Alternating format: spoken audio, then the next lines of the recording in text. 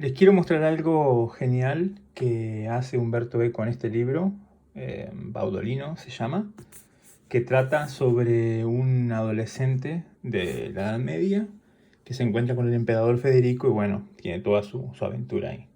Pero ¿por qué es tan genial este libro?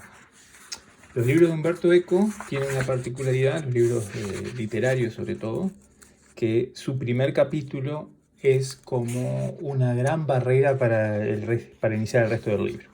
Entonces acá tienen la versión en italiano del libro, ahora después les muestro la versión en español. Entonces, ¿qué pasa? El libro en sí está escrito en italiano, como pueden ver ahí, ¿no? Pero el pequeño detalle es que el primer capítulo está escrito en una lengua inventada como juego por Umberto Eco. ¿Qué pasa? Ya el título dice, Baudolino comienza a escribir, ¿no? Y ahí cuenta en qué año es que Baudolino, él mismo está contando su historia, en qué año él escribe esto y cómo lo hace y demás. Pero antes de entrar a ver por qué es tan genial esto que hace Baudolino, o que hace Umberto Eco, le voy a mostrar otro libro que estaba leyendo, que se llama En el viñedo del texto, por Iván Illich. En este libro, esta persona cuenta la historia de la lectura y de ciertas tecnologías que se inventaron en la Edad Media que cambiaron el pensamiento y la manera en cómo se pensamos como, por decir una manera, como occidentales, por no globalizar el término cuando sabemos que la lectura y la escritura tuvo diferentes evoluciones en diferentes partes del mundo. Entonces él está hablando sobre todo de Europa y de la Europa medieval. Entonces, ¿qué sucede? Una cosa muy interesante que cuenta el libro, si que puedo abrir, es que para nosotros, dice, cuando pensamos en el alfabeto, lo vemos como un instrumento para registrar los sonidos del habla. Durante 1500 años simplemente no fue así. Lo que cuenta esta persona acá es que el latín como tal solo se utilizaba para escribir latín, aunque parezca algo redundante, pero no es así. Recuerden que luego de la caída del Imperio Romano, más allá de que se utilizaba el latín, quedaron regiones como lo que hoy en día es España, lo que es Italia, lo que es Piemonte, el sur de Francia, hasta Portugal, por ejemplo, donde hay lo que se llamaba un continuum lingüístico, donde se puede ver cómo esa lengua que surge en Italia va teniendo como un desliz, como un desfasado que se va transformando en piemontés, se transforma en occitano, en catalán, hasta incluso lo que es hoy en día el castellano, el asturiano, gallego, portugués, etc. Entonces, ¿qué pasa? Todas esas lenguas que para nosotros es muy común escribirlas en alfabeto romano, en ese entonces no se escribían, porque el alfabeto romano se usaba solamente para el latín. Entonces, como dice acá, durante todo ese periodo, desde la antigüedad hasta la época de Hugo, y en un área extensa y políticamente diferenciada que iba desde el Mar Negro hasta España, el alfabeto romano no se utilizó para poner por escrito lo que la gente decía en el habla ordinaria. O sea, hasta el siglo XIII continuó siendo esencialmente un instrumento al servicio del dictado formal.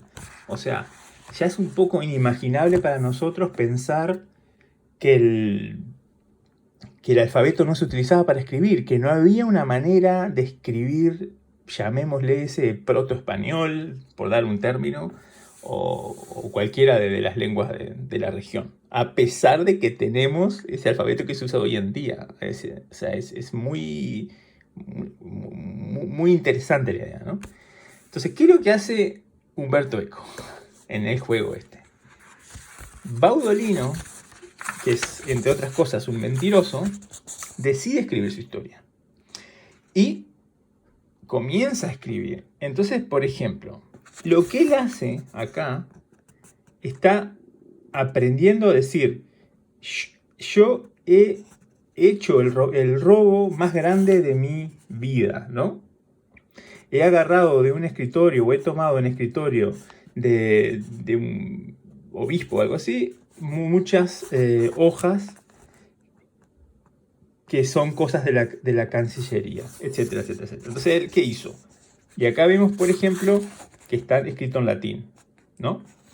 Él robó hojas o folios, que no eran las hojas nuestras de papel hoy en día, por supuesto, las raspa y comienza a escribir arriba. Ese es el concepto del palimpsesto, o sea, en aquella época, como había escasez de material, lo que se hacía era raspar la piel de cabra, lo que fuera que estuvieran escritas las cosas, y se volvía a escribir encima de eso.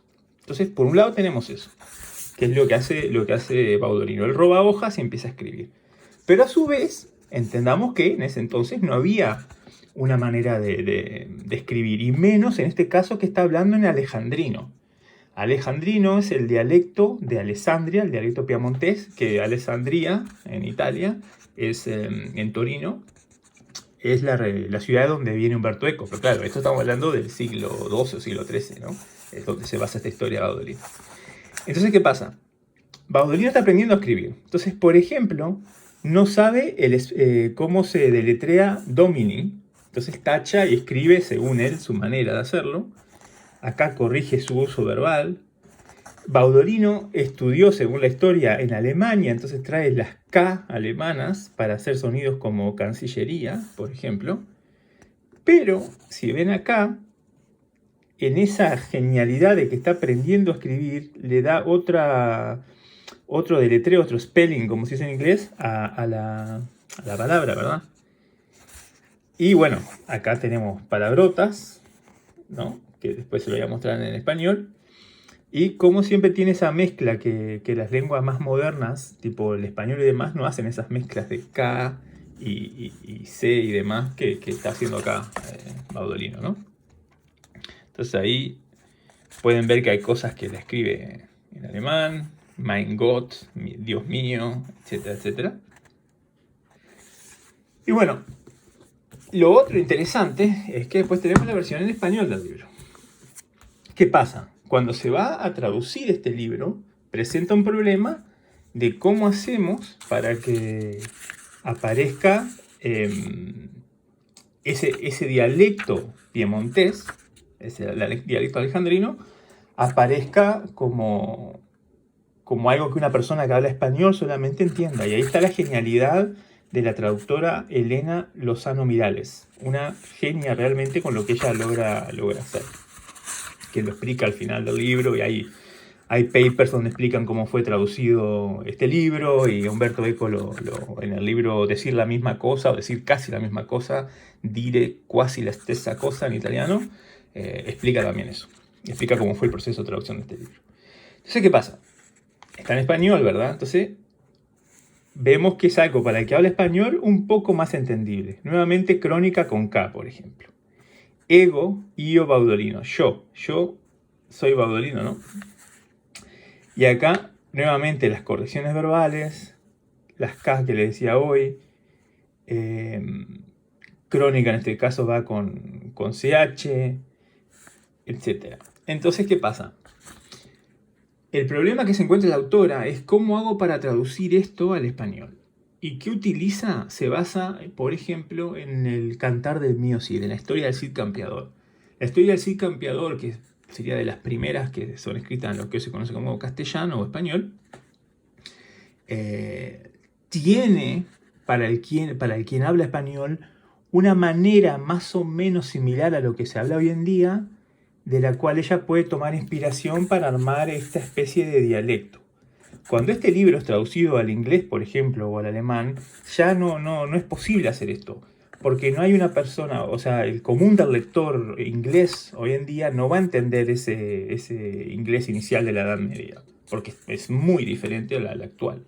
Entonces ya la traducción pierde ese juego de invención del lenguaje que sí se puede hacer, por ejemplo, en lenguas romance. Pero bueno, para ir sintetizando y cerrando el video, lo interesante para mí, o lo genial que tiene el libro este de Baudolino, de Umberto Eco, es cómo Eco muestra una persona que está aprendiendo a escribir su propio dialecto, el cual no está oficializado, no tiene una manera oficial de cómo se escribe. Eco nos muestra ese proceso a medida que Baudolino va avanzando y va escribiendo su historia.